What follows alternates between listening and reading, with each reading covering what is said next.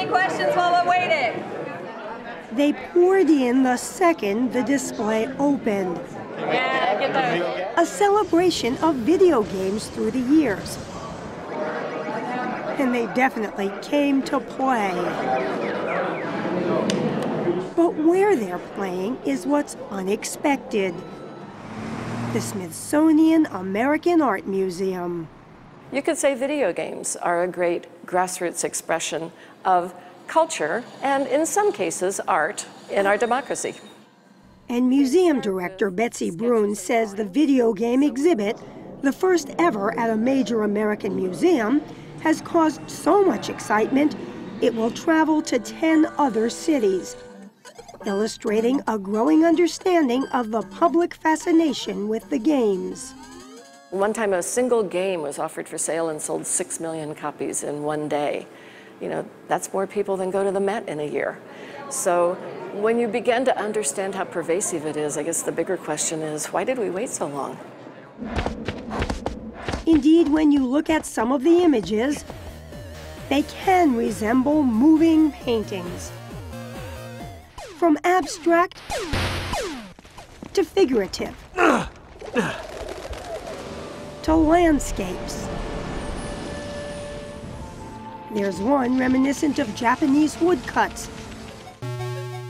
and another that's been compared to an M.C. Escher work.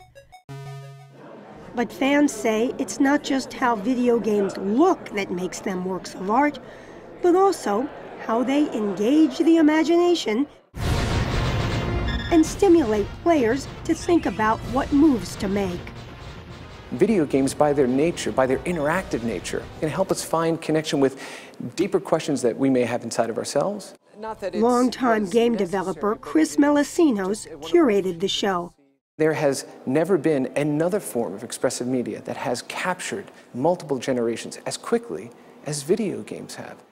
The exhibit begins with 1970s and 80s action-adventure games like Pitfall,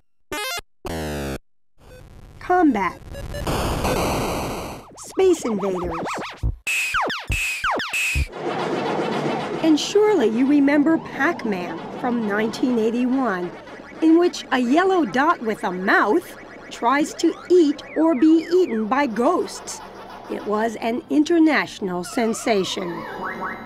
I'm a big fan of this game, but I'll tell you something. When I was playing it, I never thought that I was engaging in art. But Melisinos says the artistry here was in Pac-Man's becoming one of the first games to appeal to women, who now represent 40% of gamers. Released just a few years later, in 1985, Super Mario Bros. Introduced a much more complex world and a video hero as players manipulated Mario to find and rescue a princess. There are many studies that showed that he was more popular as a character in the minds of young Americans than even Santa Claus. The Super Mario series evolved over the years, with more complex graphics and scenarios. And because technology is such an important factor in the games, the exhibit showcases some of the playing devices used during 4 decades. Mayday! Mayday! Mayday! But along with better technology comes better ways to do battle, which has sometimes led to controversy. There has been criticism of video games as a very violent medium. What do you say to that? We live in a world where not including some of that would be unrealistic. But really, I think you'll find in these games a deeper message. In fact, games like 2010's Heavy Rain, which explores the boundaries of parental love, Jason, no! do aim to touch our emotions. And if there's one thing this exhibit illustrates, it's that for video game creators, the journey is just beginning. We're able to create worlds and environments that just don't exist in the real world.